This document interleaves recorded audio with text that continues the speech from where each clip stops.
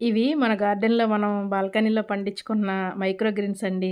Hello అండి. అందరికీ నమస్తే. అందరూ ఎలా ఉన్నారు? ఇవి మైక్రో గ్రీన్స్ కట్ చేసేసి ఇలాగ చపాతీల్లోకి కానీ, గారెల పిండిలోకి కానీ ఏసేసి ఫ్యామిలీకి ఎలాగో అలా పెట్టేస్తాననమాట. కనీసం మనం వారానికి 3 రోజులు గాని, 4 రోజులు గాని మనం ఏదో ఒక రూపంలో ఆకుకూర తీసుకోంటే హెల్త్‌కి చాలా మంచిది గదా!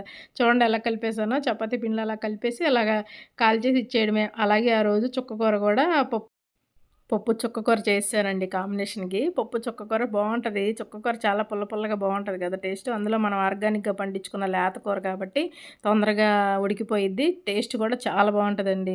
మీరైతే ఆకుకూరలు మీ ఫ్యామిలీకి ఏ ఏ రూపాల్లో అందిస్తారో కామెంట్ చేయండి. నేనైతే ఇలాగేనండి. ఆహ్, గ మనకు తోటకూర ఉందంటే గారెల పిండిలేసేస్తాను. అలసంద గారెలేసేస్తాను. ఏదో ఒక రూపంలో అండి. వాళ్ళు ఎలాగో మళ్ళీ పద్దాక పప్పన్నా గూడా చాలామంది ఇష్టపడరు గదా! అందుకని నేను ఇలాగే తోటకూర టమాటా ఒకరోజు, ఫ్రై ఒకరోజు అలాగా ఏదో ఒక రూపంలో చట్నీల రూపంలోనో ఏదో ఒకలాగా ఫ్యామిలీకి పెట్టేస్తాననమాట. వాళ్ళకి ఇంట్రెస్టింగ్ గూడా ఉంటది కదా! ఇలా చూస్తుంటే ఎప్పుడు ప్లెయిన్ చపాతీలు తినే కన్నా ఇలాగ అప్పుడప్పుడు క్యారెట్ తురిమేసి గానీ, ఇలాగ చేస్తా ఉంటే చాలా ఇంట్రెస్ట్‌గా ఉంటది కదా! వాళ్ళకి కూడా కొత్తగా అనిపిస్తది. మీరైతే మీ ఫ్యామిలీకి ఎటువంటి రూపాల్లో అందిస్తారు తోటకూర? అలాగే నా వీడియోస్ కనుక నచ్చితే ప్లీజ్ లైక్ చేయండి, షేర్ చేయండి, సబ్స్క్రైబ్ చేసుకోండి. ఎలా ఉన్నాయో కూడా కామెంట్ చేయండి. అంతేనండి. చూడండి మధ్యలో గ్రీన్ గ్రీన్‌గా బావుంది కదా! అలా సన్నగా మనం మెంతులనే కాదు ఇంకా ఆహ్, ఆవాలు, పెసలు ఇంకా ఇంట్లో మనకు దొరికేవి చిన్న చిన్నయి మొలకలేసుకుంటాం గదా! అలాగా.